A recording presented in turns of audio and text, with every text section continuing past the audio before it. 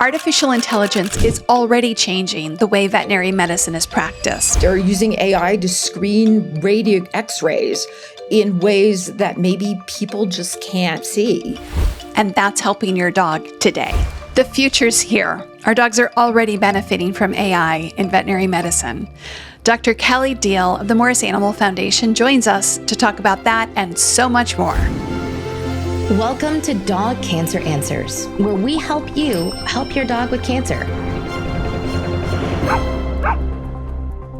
Artificial intelligence is transforming our world and veterinary medicine. Today, our host, James Jacobson, founder of Dog Podcast Network, is joined by Dr. Kelly Diehl of Morris Animal Foundation. Morris Animal Foundation has been leading the pack in funding veterinary research since 2008, and their Golden Retriever Lifetime Study has proven invaluable for our understanding of dog cancer. In today's conversation, James and Kelly discuss their newest findings, and an interesting trend emerges. AI is not just a tool for humans. It can be used for dogs as well by detecting subtle patterns in their health data that leads to early disease detection. AI can look at that for us and say, you can't see this, but I can detect this subtle change. And you need to pay attention. In this wide-ranging discussion, you'll learn about how veterinary researchers and cancer researchers are working together, how AI is bolstering the one medicine approach to healthcare, the potential for AI to quickly discover new insights into cancer and other diseases. We're starting to see it trickle in different ways to harness AI, even for other diseases as well.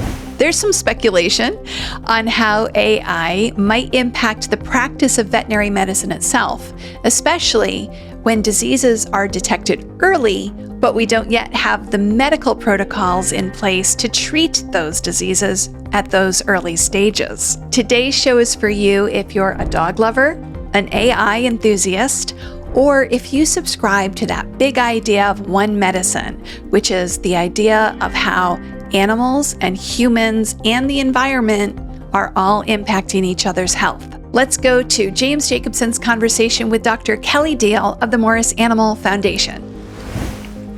Dr. Kelly Diehl, thank you for being with us today. It's great being here. Thanks for having me on. It's great to have you here today. We have been covering the Morris Animal Foundation since 2008, I think, when it's been a while, and it's always good to get an update on the amazing work that you guys are doing. And it's just expanded beyond the lifetime, Golden Retriever study to so many different things. But really, the focus continues to remain on cancer, right? Yeah, we've been a leader in cancer funding for a really long time in a variety of different species. You mentioned the Golden Retriever Lifetime Study, which is probably our deepest dive into cancer, Right. obviously in dogs, but we've been doing it for quite a while. But yes, we do a lot of cancer research. And you have been expanding. I saw this year you have eight new initiatives that you have funded or in the funding stages for. Right. We have a bunch of new grants. A couple things. One is we did a call for hemangiosarcoma specifically, which is, I'm sure your listeners know, a really bad cancer of dogs. It affects a lot of dogs. It's a horrible disease. It has a terrible prognosis. And so we decided to focus on that and focus fundraising around that. So we have several studies that fall under the, quote, hemangiosarcoma initiative bucket. But we also just went through our canine call for proposals. And this year, again, we focused on just canine cancer and not other topics, which, we fund lots of other things. So we have even more studies now going in the canine cancer bucket. So quite a bit. And of course, the Golden Retriever Lifetime Study at its heart is a cancer risk factor study. And that's been going on since 2012. Right. And what are some of we'll talk about that because that's the legacy. That's the thing that I think most people are familiar with. And it's kind of cool because you've been looking at these dogs throughout their lives. But some of the stuff that, caught my attention are things like artificial intelligence and how that could actually help with dog cancer. Let me start there. What are you doing there? Yeah, this is a new area for us, as it is for a lot of people. We have another study that is going to try to leverage AI to look at lymphoma. Okay, and actually two of them. One, similar. Are there factors, something in blood work that we're not seeing that might point toward this dog maybe at risk for lymphoma, which, we talk a lot about hemangiosarcoma, but lymphoma is the most common cancer in dogs and cats too.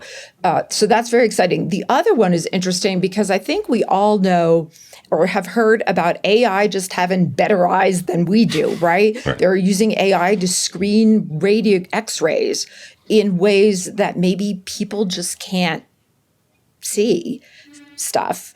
And we have a researcher that's going to do that with slides. So we, typically with lymphoma, we aspirate a big lymph node or a spleen or something. We squirt it out on a slide. And in general, we have a really good chance of detecting that. Well, but it relies on a human being to look at that and to interpret the... Right. And sometimes it's a no-brainer. And sometimes, though, it can be more subtle. And we also know there are subtypes of lymphoma. So we have someone who's going to try to see if looking at slides, they can first train, right? Because AI has to be trained to, it's just not going to you can't pop a slide in there and say, is it lymphoma or not? That it has to be trained. And then can it learn and be trained to pick up maybe subtle changes that we as humans looking at these slides could not? So those are some really exciting ways that we're interested in harnessing AI. And I think one of the things that I'm really excited about is that people are submitting stuff, right? We're starting to see it trickle in different ways to harness AI, even for other diseases as well. And you're not seeing it just from veterinarians. I mean, this is I looked at some of the people who are getting grants, and they're not strictly in the veterinary space. Exactly. And we're really excited about that too. I think spreading our message, I guess you could say. We have people from... And money. And money. We have people from Harvard. We've had applications from Yale, Duke University. And again, human, in quotes, air quotes, typically we think of them as human. They don't have a vet school necessarily associated with them. But many people are recognizing that animals are good models for human disease because we don't give them the disease. Like you might, here I'm putting a tumor in a rat. Well, that's not how tumors go. I mean, it's a useful model, but not. But the benefit, too, for dogs is they benefit from this interest, right? There's finances. There are really smart people who are joining our veterinary corps, which is really small, right? Veterinary cancer researchers is a small group. We're expanding that. Oncology in general in the veterinary community is ridiculously small. And then obviously a subset of that are we have the practitioners, and then we have the people who are doing the research, and that's even smaller. Right. So AI is attracting these great minds to look at it, because I would imagine from a macro perspective, we get into this concept of one medicine, of if it works in a dog, a cancer in a dog is often similar to cancers in humans. Right, exactly. And vice versa. I think it happens a lot vice versa too, which is, can we use drugs, right, that have been developed in people? But if we can maybe interdigitate that a little bit closer rather than, okay, a drug gets developed in people and then it trickles down to veterinary medicine. Can we be closer to that discovery and development than waiting a couple years and picking something up, right, and doing it? And I am really excited that we are seeing that what we're doing is much closer to the human side, and we're going to benefit, our dogs are going to benefit a lot from that. Yeah, that's pretty cool. Interdigitate, that's a good word. I like that. I'm intrigued with the one that is basically looking at the scan, basically trying to possibly train AI to be a radiologist. Because, so many people who have had dog cancer get the reports back. And it's like, it's one of those, well, unremarkable, kind of remarkable, a little bit, there's a very large wishy-washy area that so many of our listeners and viewers have experienced. And I'm sure as a general practice vet, it just is confounding, right? So having the potential for AI to be a little bit better is pretty cool. Right, especially with something as inexpensive typically as putting cells on a slide and sending it in, right? Because we know we have pet insurance, but it's not like us, right? And I, as a practitioner, boy, I had clients, if they didn't have some insurance, they would have never come see me as a specialist, right? They just couldn't have afforded it. But still, you're going to pay a lot out of pocket. So if we could leverage a really simple, cheap thing like aspirating a node, blowing it out on a slide and sending it into a lab, and they can tell us tons of information from that without additional testing. Wow, that would be really great. We had one recently also submitted that is okay. So we always talk about sometimes X-rays not being very helpful, right?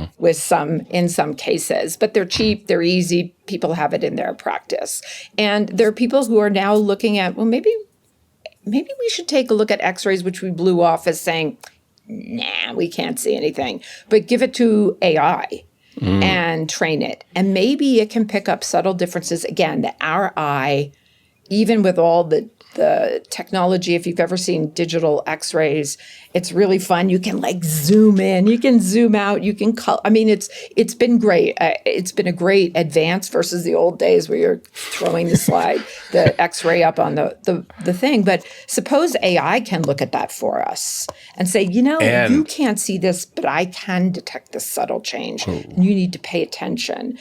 Are we going to get information that would otherwise be lost to us? And again, something a general practitioner can do in their clinic. X-rays aren't super cheap, but they're cheaper than maybe getting referred for an ultrasound, right? So, and a lot more readily available because, as you say, every vet practice has it. And I would imagine just to train the AI, there's an enormous amount of data that is housed on servers somewhere that can be given to train it. Yeah, if you don't mind if I deviate too slightly from cancer, is in the UK, they've pioneered this because many of their vet clinics share a similar software. So if we go to a hospital, like a big hospital system, right, like Kaiser, I'm just going to throw that out there. You could be Kaiser anywhere and they're going to have access to your records, right? We have more organized and similar, partly because of insurance, right? You have coding.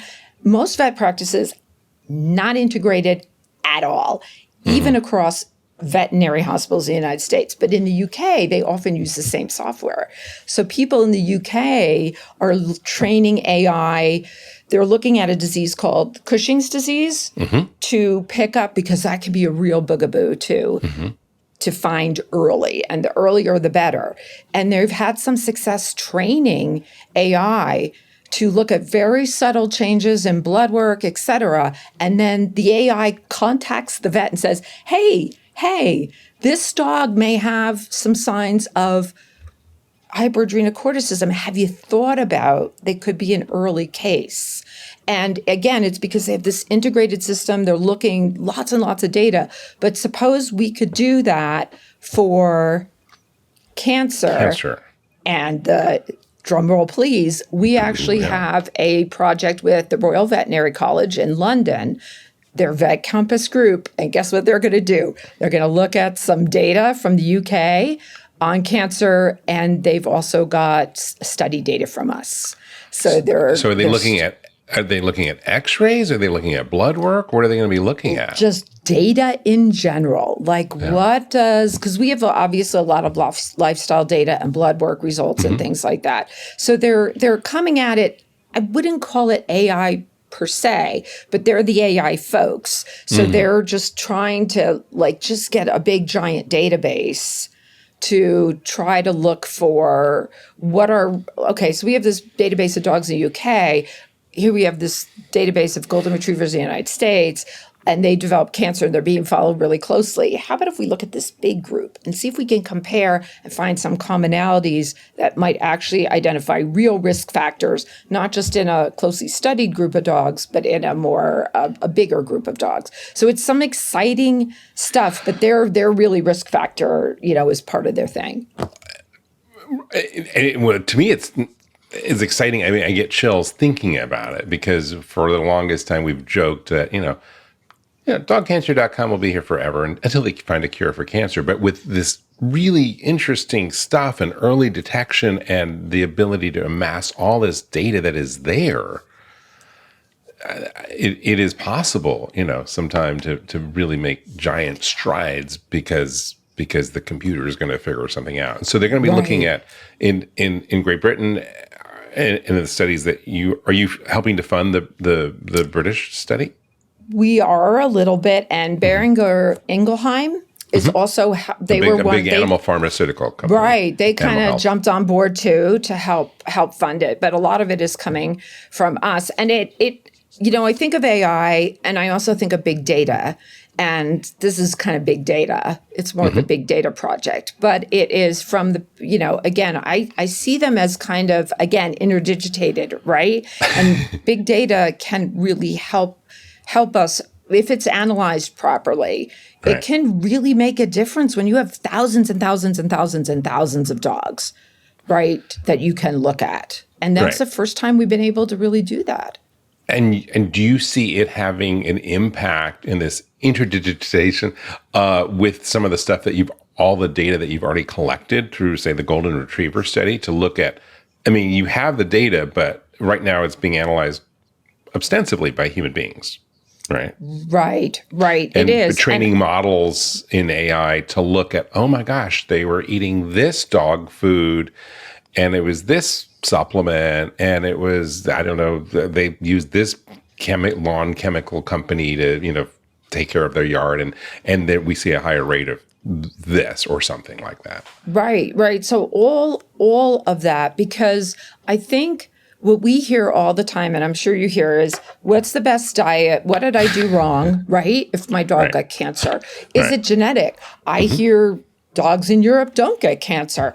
I spayed my dog. I didn't spay my dog. I neutered what does all that mean? And we haven't had the data to do it. The other is we haven't had the computational power to really take millions of data points, right? And analyze them in an efficient and quick way. That's part of what has been holding us up. The other thing we did recently that we're going to share with people is we have the genetic data on these dogs. That's like the whole DNA, right? We talk about the genome. Sequenced. We've spoken to the director of the NIH on comparative oncology, and it's pretty interesting. So you've sequenced it. We've sequenced all the dogs now, and which was really huge. How many? 3,000. Wow. So we the entire population of the Golden Retriever study. Yeah. They've been sequenced. They didn't know they were getting into that when they got into that. Oh, heck no, right? It was like, give me some fur. It started with send me some fur. Yeah. Right. Well, and we knew one thing that was really good about the people who set up the study is sometimes they're like, we think hair is important, or, we know DNA is important. Right. But in 2012, when they started collecting, the dog genome had only been the first one sequenced in 2005. And it was super expensive, right? If we can get our genomes done for $1,000 and the first one costs, a couple million? To get a human genome done. And same with dogs. But they said, you know what, let's save it. My favorite as a gastroenterologist is the poop samples, right? Because someone was like, let's just save that poop. And now we know so much about the microbiome, or we're really interested in it. They didn't know it in 2012, but they're like, we think it's important. And I give kudos to those folks who said, we don't know, but we think this is going to be important. So let's save as much as we can. It's in freezers somewhere lovely in Colorado, or where does No, we live? Actually freezers in Indiana. Okay. That's good. You don't have to. But that's amazing. So having all of this data that can now be analyzed by artificial intelligence is just sounds like to me, a game changer, because Right. you can look at these patterns that no one would have thunk of before. Right. And just getting at some of the myth busting or saying, like, this looks important over here, because now we've got 100,000 dogs, let's say. We got golden retrievers from here. We got dogs from the UK. There are databases in Europe because a lot of European animals have insurance. They're covered under insurance. So there's like a Swedish database and an Italian dog and cat database that are like big databases, right? We have a lot of insurance in the United States. It's becoming more common. Those guys are actually now publishing a little bit of their findings. So we have the ability now to mash them together, right, in what they call a meta-analysis and look at the big data. And then that can help point us maybe in a direction, which we need to look at more closely, right? And then you're also bringing in artificial intelligence once you have the data to train it. Right? Like, hey, dogs with lymphoma. Well, because without that, you just have a lot of data, and then you're relying on like someone to think, well, let's look at this thing, and then really study it and spend a lot of time, which may be fruitless. Right, exactly. A good example is, I think all of us have heard of the Framingham heart study, right? It's in its 4th or 5th generation. Well, started in 1940. for new people, For listeners who aren't familiar with it. So the Framingham heart study was started in 1948, and it was to look for risk factors for heart disease. Framingham is a town in Massachusetts. They've been following people. They follow their diet, their lifestyle for generations. I think they're on their 4th or 5th generation of people. So it's enormously important study. And what it did is it identified risk factors for heart disease we take for granted, but we're not sure in 1948. For example, smoking or high cholesterol or, smoking and exercise. Before that, people weren't dumb. They kind of had an idea. I think these go together. But there were for example, people thought it was normal for your blood pressure to go up when you got older. Like that was just some people's blood pressure went up and that kind of happened. Well, we know that that's not normal and it's linked to heart disease. So Framingham was one of the first places to kind of go, hey, don't pay attention to this. Pay attention to, for example, cholesterol. And we know the cholesterol story is super complicated, right? Because first there's cholesterol, then we were like, oh, there's good cholesterol and bad cholesterol. And right. And it morphed from there. But without Framingham, we might have totally ignored cholesterol completely. That's what we are wondering with our dogs as we complete the study, is maybe there's a factor we've just been blowing off or we haven't recognized as, this is important and this isn't. So focus on this. Go look at this harder. And that's part of the reason for these big longitudinal studies like the Golden Retriever Lifetime Study. You mentioned the concept of myth busting. So, there are a lot of myths or a lot of concerns when someone is dealing with dog cancer. Is it the food? Is it, that I spayed or neutered too early or didn't or whatever? And so the results from analyzing this data can lead to some real answers. Yeah, we're hopeful. Yeah, we're really hopeful. We've seen some trends with hemangiosarcoma. We published this last June with spay neuter. Males and females were different. Males looked like it didn't matter whether you were neutered or intact as far as incidence of hemangiosarcoma. In females, it did, but the problem was we didn't have that many intact female dogs. You know what I mean? So there's only a couple that lived long enough or didn't have cancer. And we didn't parse out in that particular study. It was more descriptive, like if a dog was spayed and developed hemangiosarcoma, well, were they spayed at 6 months or 1 year or 1.5 years? Like, does that make a difference? And you were looking at just hemangio, whereas mammary cancer or other cancers could have different results. Exactly. And we're going to do that. Here's a little insider information. We're going to probably do it with lymphoma next because we have a lot of lymphoma, but that's where we're going to go. And we're trying to dangle like cat toy in front of some of our researchers and go, look at this intriguing hemangiosarcoma. Would you like to take a deeper dive in this, please? And we have more dogs, unfortunately, that even since that study have died of hemangiosarcoma. So we have even more data to look at. Healing begins with hope. And if you're trying to heal your dog's cancer, you need hope. Real hope, not false hope. For real hope, go to our sponsor, dogcancer.com, where you get better information today so you have no regrets tomorrow. At dogcancer.com, we really understand the anxiety and the urgency with which you're approaching your dog's cancer diagnosis. That's because we're dog lovers first, so we really get it. And who are we? Well, we're Team Dog.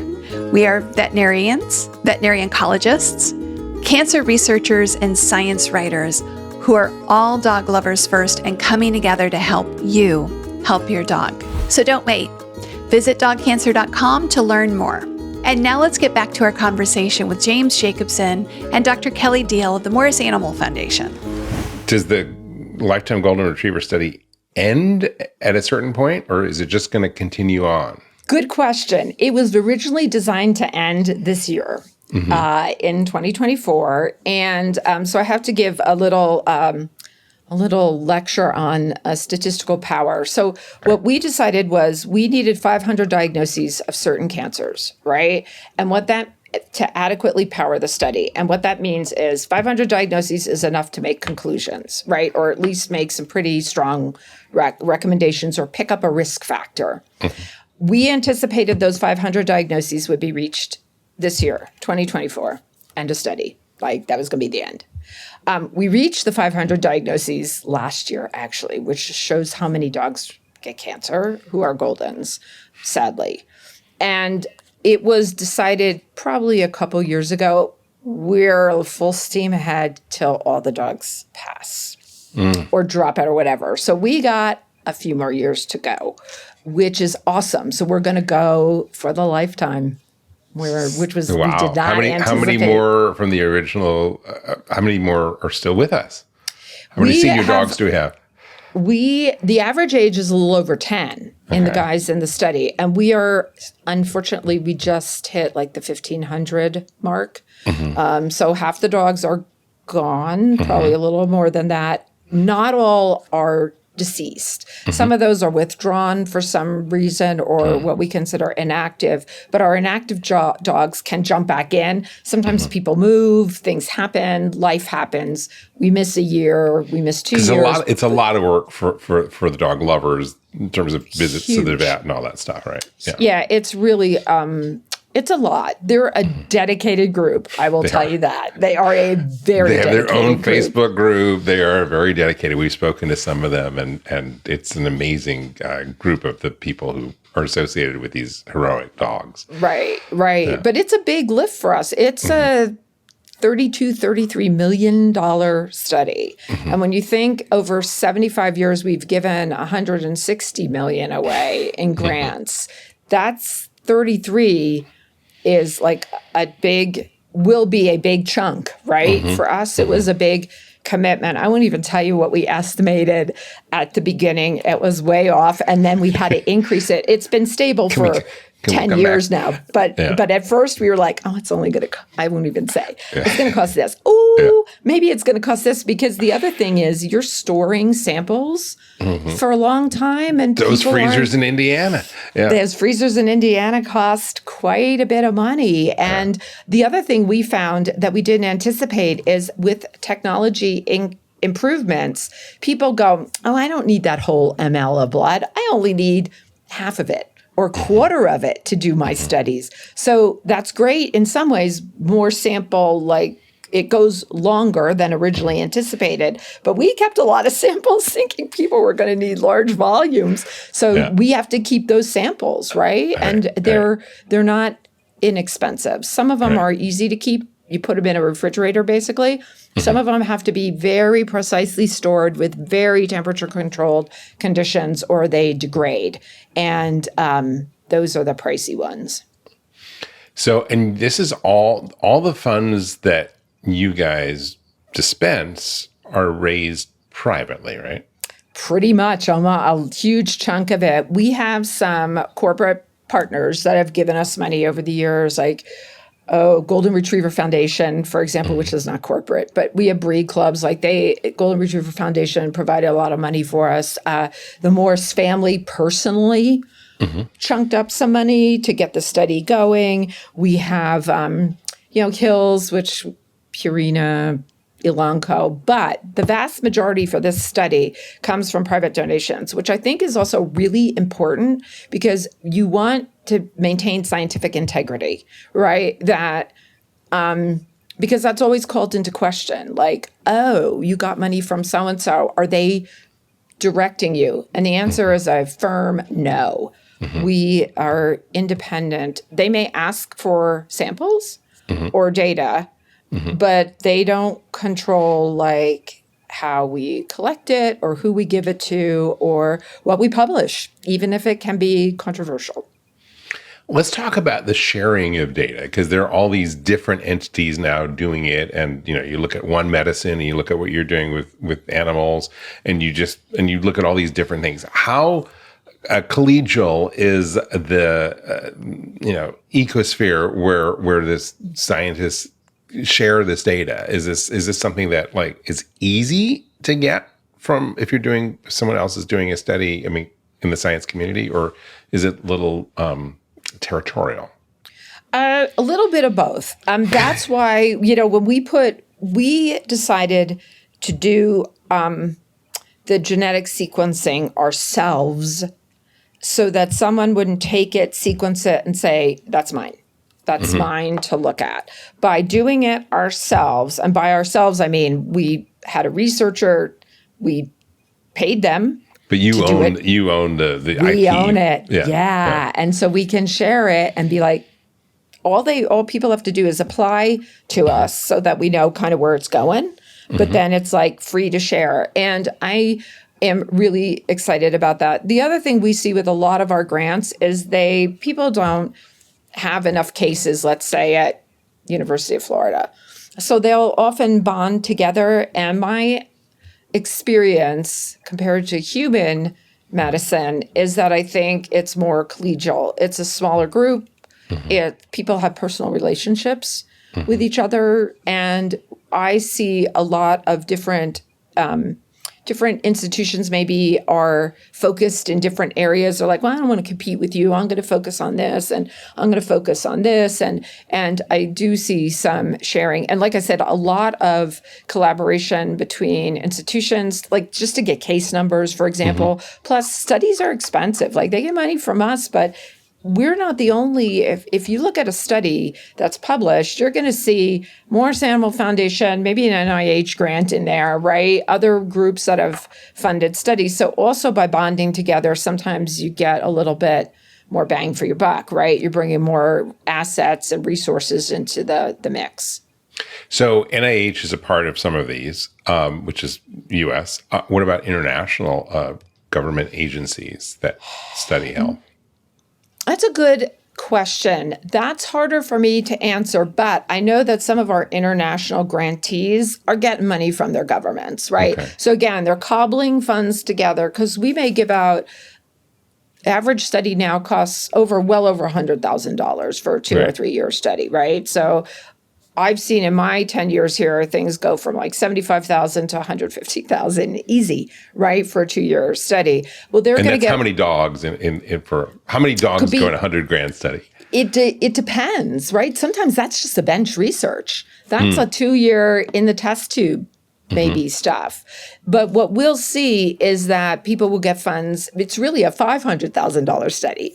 We're ponying up this much. Maybe they got some from their institution, maybe their government. They applied for government funding. Maybe they got a postdoc that got a grant so you don't have to pay that person's salary. And all of them go together. All of that goes together to publish maybe one result. So it's not just like paying for the test tubes, but sometimes you're paying overhead, right? Because your lab costs you some space. You may be helping to pay for a technician who is on that study or a graduate student, right? Graduate students, you got to pay them sometimes and postdocs. And so it gets really complicated. We actually do very close examination to truly of the budget, because we also feel like, okay, you're giving me money. Like, I want to be the best steward of that money. How are these people spending the money? Are they buying an expensive machine? Well, maybe that's not a great use. Is it all salary? Well, maybe we don't want to pay all salary. So we scrutinize all those little pieces that go into a grant when we fund something. And you said you're getting more funding requests from places that you never would have considered, or scientists who you probably, when they saw the word animal, they were like, no, that's not, that isn't a good source. That must make your selection process a little bit more exciting, because you have such a vast number of different things that you could potentially pull your money to. It is, but we were just talking this morning about, falling short. We always fall short. We always have more grants that we recommend for funding than we have money. We just went through a wildlife call where 33 grants that were recommended for funding, we can't fund. So that means those grants were worthy of funding and we have no money. We ranked them and we ran out, but there was nothing wrong with the grant. Like, they were great grants. And we find that, we were talking about the canine cancer, there's always grants recommended for funding that we don't have money. Typically, we might recommend, we have an independent board that comes in. So it's not even us, right? We get a group of experts. They discuss amongst themselves. We just say, here are the grants. Tell us what you think. Because again, it's trying to be independent, to get the best people to look at these things, not us. And they will rank, they'll recommend, and they'll rank. And typically we might say 15 to 18 are worthy of funding. Like, these are great. And they'll be screening 40 to 50 at a time. And those have already been screened. So, but of that 15, 6, 7, we've got enough money for. That's it. And our development officers will scurry off, and they'll often, if they have a donor, but it's not, most people can't afford $100,000 to be the donor sponsor of a study. So sometimes we'll pull money from other places. If we have leftover, we'll say, well, we didn't fund all of our cat fellowships, let's say. So maybe we can pull the money over here, but we still fall short all the time. And these are worthy grants. So then those researchers get a chance to apply again, but that's a lot of work to keep applying over and over for grants. And in the meantime, you have new people applying for grants. So it is, we have a huge, huge need and really good stuff out there, and we fall short. And we're big, right? We're a big organization, and we fall short. You're the largest, actually, when it comes to this, right? We say we are probably the largest, other than, some universities probably are considered nonprofits, right? And they give grants to their faculty, and you could say maybe Harvard probably gives more, overall. But yeah, we're the biggest animal-focused funding agency for pets, horses. USDA will fund, right, livestock, but companion animals. Yeah, nothing for companion. So when you look back on all the work you've done, and again, to people who are interested in Dog Cancer Answers, what are some of the most tangible outcomes of the research that benefit dog lovers who are dealing with dog cancer? Yeah, that's always tough. I think we have some work. I'm going to go backwards and move forwards. We did some work on feline leukemia, and I'm going to say that, even though it's dog cancer, because by finding feline leukemia virus, which is a big driver of cat cancers, and the vaccine, there's what they call the before times and the after times with that. So that was one thing. As far as dog cancers, some of our work looking at different chemotherapeutics in the late 80s, early 90s, some of which like it didn't work, but that's important to know, right? You got to know what doesn't work as well. Yeah. Right. These drugs fell short. We did some work on, people probably know Palladia, which is used a lot of times for mast cell tumors. We did some work with that, some independent work after it was out on the market. We've got, I think just the things we're finding with the Golden Retriever Lifetime Study, like some of the stuff about, this early work on spay-neuter and hemangiosarcoma, I think that's interesting. And we need to explore more on it. Some of the diagnostic stuff, again, sometimes I hate to say it, it didn't work. Which is hard to say to people, but it's important to know. Like, there's been stuff where people were really excited, like, oh, we think we found something. We got it in 3 dogs, and now we need money to do it in 50 dogs. But in 50 dogs, it doesn't work. Right. That we did something with osteosarcoma. Recently, we just finished the osteosarcoma vaccine. It was done at University of Pennsylvania. It has some very interesting findings, and it may really help dogs with osteosarcoma, particularly those that maybe can't be amputated, can't have a limb amputated. And actually that work, it's not for dog lovers, but it's actually informing a new clinical trial in kids. Which is kids are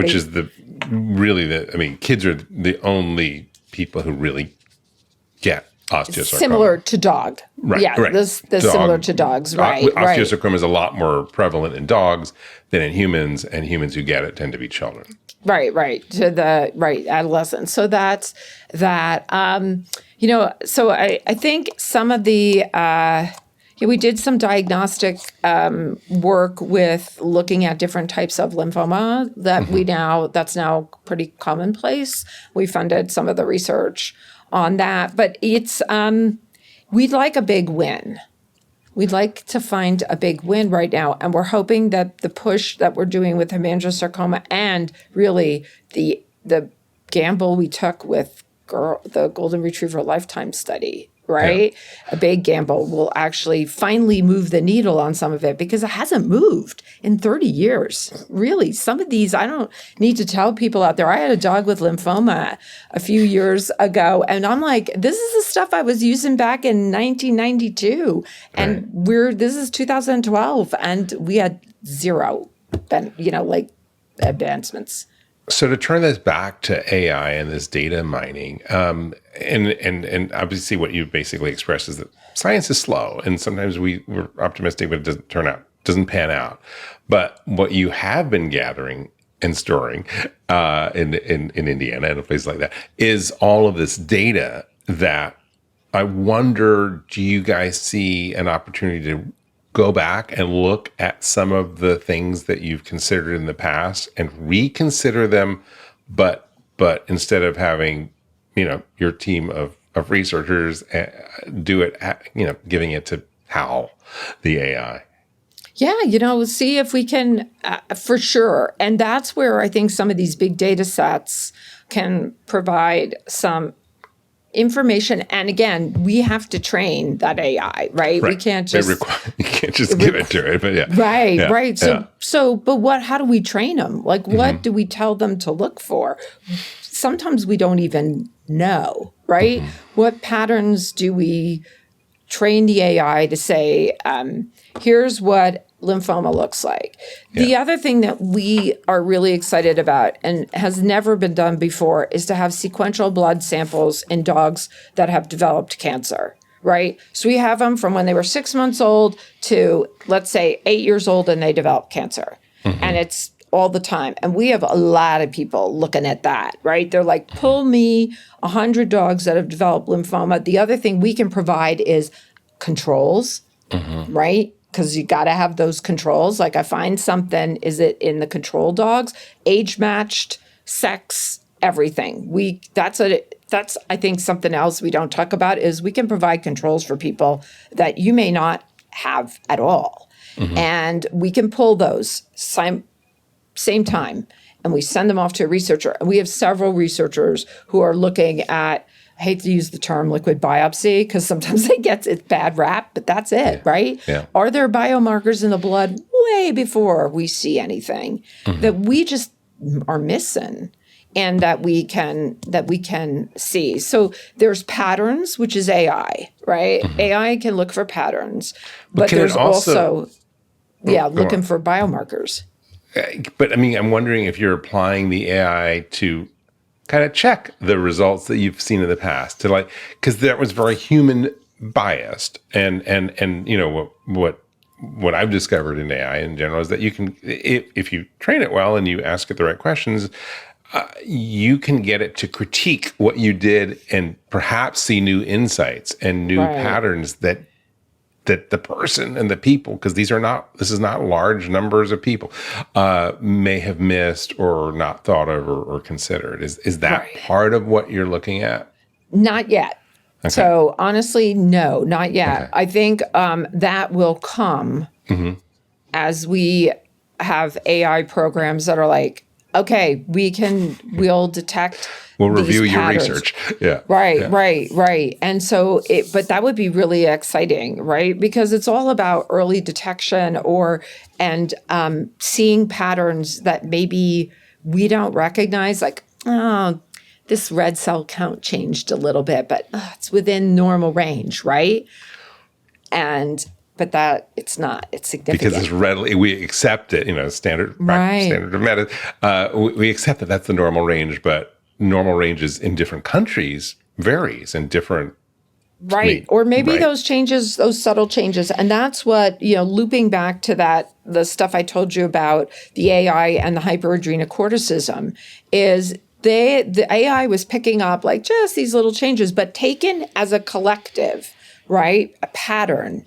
It would go, you should look at this dog. And I'll go back to a study I saw out of Davis where they looked at the flip side of Cushing's, which is Addison's disease. Hypoadrenocorticism, notoriously difficult disease to detect.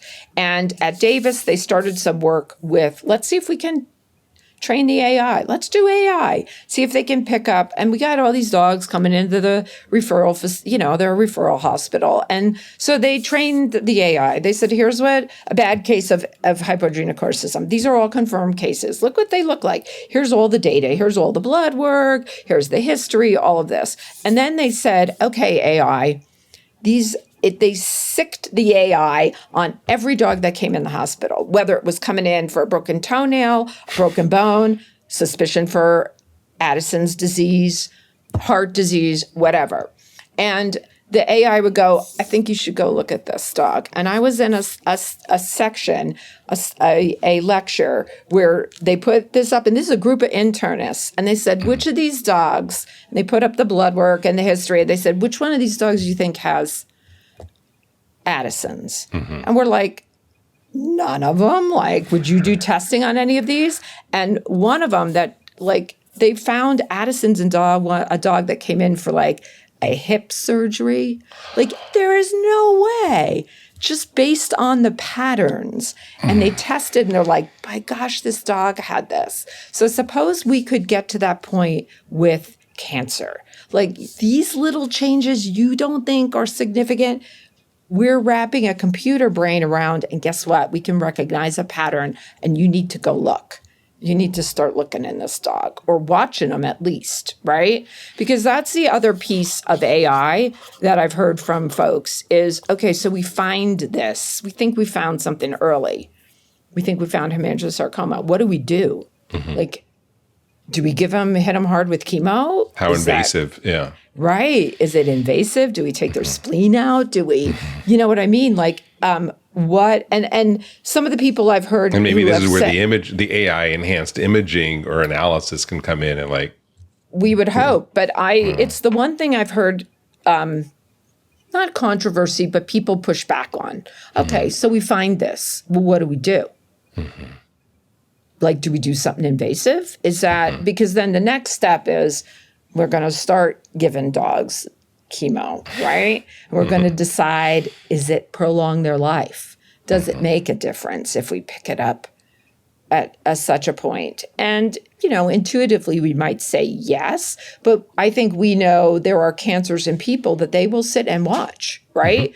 Because there's no benefit to giving you there's certain forms of lymphoma that are very slow, right? And I have a friend who has it, and she's not had chemo. She's had cancer for 7 years and hasn't had chemo because they're like, there's no benefit. Like, we don't want to make you sick. The treatment is worse than the long-term. Exactly. Slow. You could probably die of something else. Right. So do we have dogs like that? Would we, that's going to be the next step. But the first step is finding them in the first place. Yeah. Right. And then we can decide, what do we do ethically from here? Okay. So polish your crystal ball and tell me how, from what you see, from your vantage point, where AI can be headed in terms of cancer and dogs. Picking up patterns early.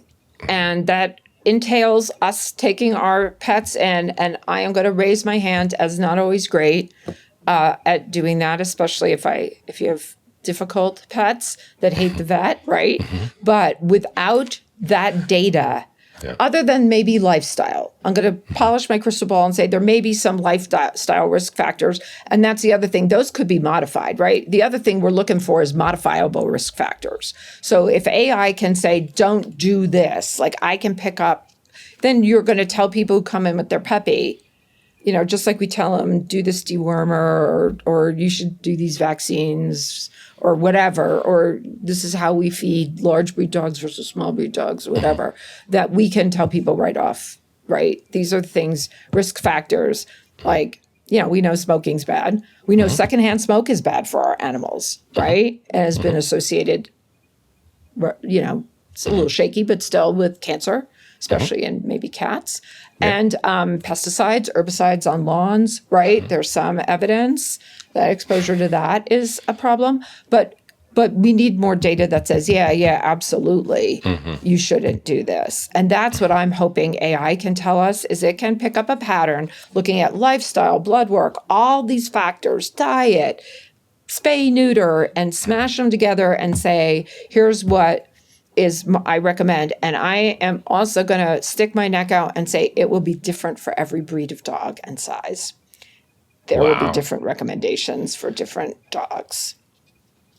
Probably based on size. You heard it here first. Okay. Yeah. That's cool. Well, that is a great place to end. Dr. Kelly Diehl, thank you so much for being with us today. We think the work that you're doing is amazing, and we're going to continue to cover this in some of the individual studies, especially when it comes to AI, because that I think is fascinating. Yeah, for sure. So we'll have to stay in touch, and I'll let you know how those AI ones and the big data ones come out, right? So thanks so much for having me on. It was so much fun. Well, that's our conversation with Dr. Kelly Diehl of the Morris Animal Foundation. Is your dog in the Golden Retriever Lifetime Study? Are you one of those people she speculates might freak out a little bit if you found out your dog had cancer really early and then had to kind of live with that knowledge for a while? Leave your thoughts in the comments below. It really helps us to understand more about you and what you need to hear from us. Don't forget to hit subscribe, to follow us, and hear more great conversations about dog cancer to help you and your dog. For all of us at dogcancer.com and Dog Podcast Network, I'm Molly Jacobson. Thanks for watching. Thank you for listening to Dog Cancer Answers. If you'd like to connect, please visit our website at dogcancer.com or call our listener line at 808-868-3200. And here's a friendly reminder that you probably already know. This podcast is provided for informational and educational purposes only. It's not meant to take the place of the advice you receive from your dog's veterinarian. Only veterinarians who examine your dog can give you veterinary advice or diagnose your dog's medical condition. Your reliance on the information you hear on this podcast is solely at your own risk. If your dog has a specific health problem, contact your veterinarian. Also, please keep in mind that veterinary information can change rapidly. Therefore, some information may be out of date. Dog Cancer Answers is a presentation of Maui Media in association with Dog Podcast Network.